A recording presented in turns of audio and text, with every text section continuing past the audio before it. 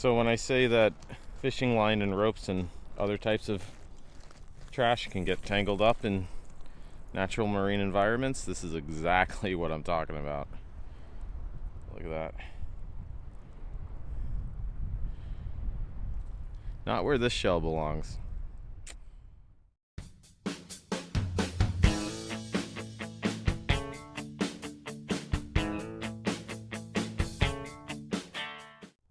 All right, well, good morning. And I say good morning because it is beautiful weather out here finally after a pretty cold, nasty winter. And today I wanted to do another specific beach clean challenge. And that's based on something that I've been finding a lot of lately, which are plastic ropes and cords and ribbons and fibers of that sort that get tangled in all sorts of biomass and marine creature environments. So I have a lot more to say about exactly why that stuff is bad and sort of what more we can maybe do to prevent some of that. But yeah, we're gonna head around this beautiful cove here to the ocean side and see exactly how much of that type of stuff we can collect in just a 1 hour beach clean. And I'd imagine, based on my previous observations, there's going to be quite a bit of it, unfortunately. But so I'll take you along the water in a quick montage, and then we'll talk about some of those objects that we collect and exactly, again, why they're so bad and what more maybe we can do to stop some of them. So yeah, get your bags, your pickers, and let's get trashed.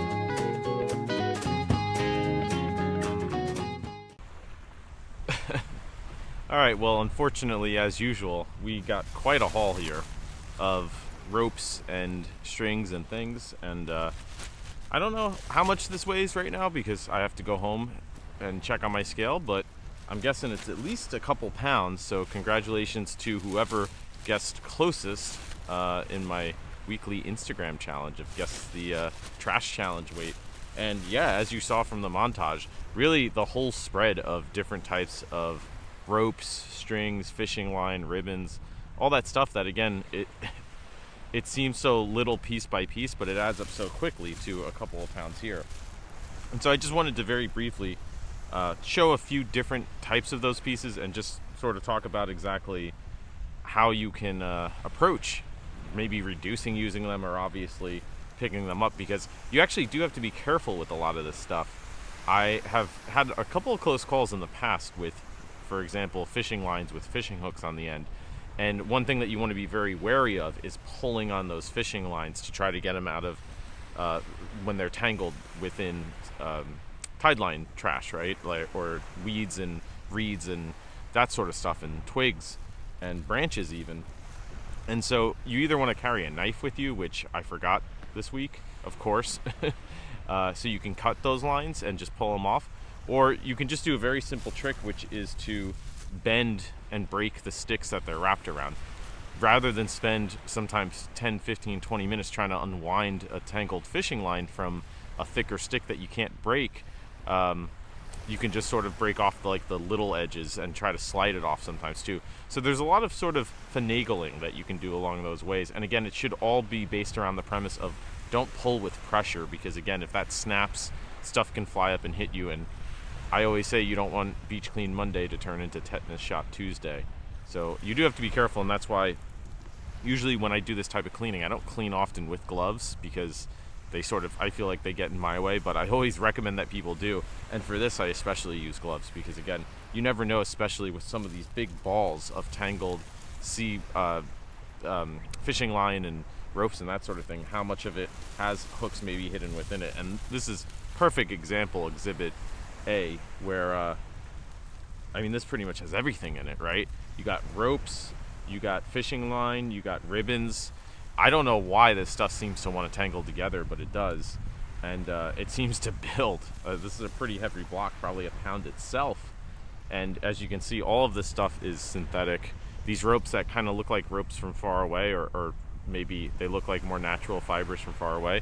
When you look at them up close, you can see that they're just these frayed plastic pieces that are combined together. This is a bit of a better example. Yeah, you can see how that's clearly some sort of fake plasticky fiber. And again, that at the basic level can get tangled around sea creatures and just tangled up in their habitats, but obviously it continues to fray and break down into these smaller and smaller pieces until you suddenly have a situation where animals and creatures are just kind of ingesting that incidentally, which is what happens with a lot of microplastics. Obviously, it starts out as big pieces, breaks down into smaller and smaller pieces too, right? I found a lot of these straps too, these plastic straps, which I counted, and of course ribbons, which no shortage of these, unfortunately. Balloon ribbons, which are none too good, because I've seen it myself. I've seen seagulls especially with balloon ribbons as well as fishing line tangled around their legs, and they can't fly, which is quite sad to see. And there's lots of other creatures out here that I'm sure have a rough time of dealing with this type of plastic. We take for granted the fact that we have thumbs and things like that, and knives that we can use to untangle some of the stuff, whereas obviously those sea creatures don't, right?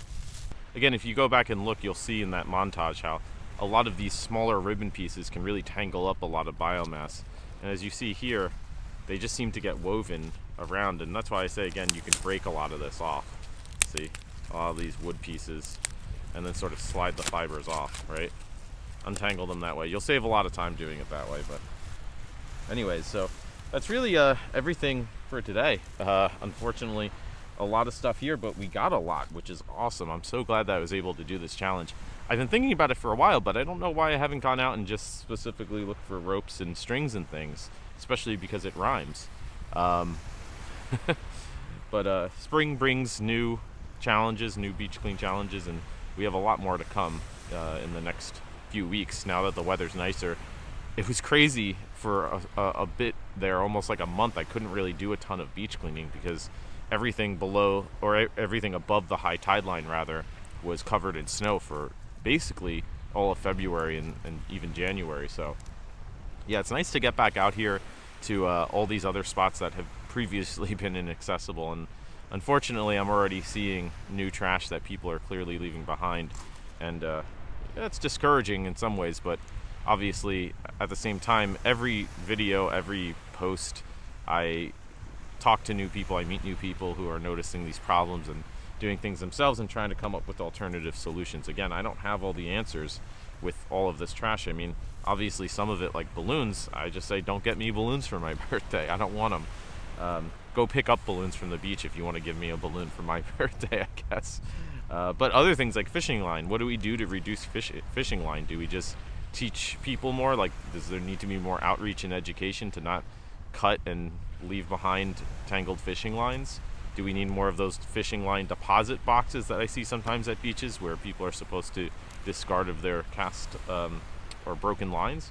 There's a lot of solutions out there, or potential solutions, so that's why I love making these videos, because like I say, whether on YouTube or Instagram or Reddit, there's always people who are involved in other ways in this type of conservation and these types of efforts, and they have ideas and projects and initiatives that they're working on too. So it's really great to see, and I think that's really the key as part of this larger scale solution, while we're obviously working at our own local habitats to try to make life a little better for those who live there. So, yeah, anyways, if you enjoy this type of weird detrashing stuff, adventuring, please subscribe because, I really do just love meeting new people and talking to new people every week.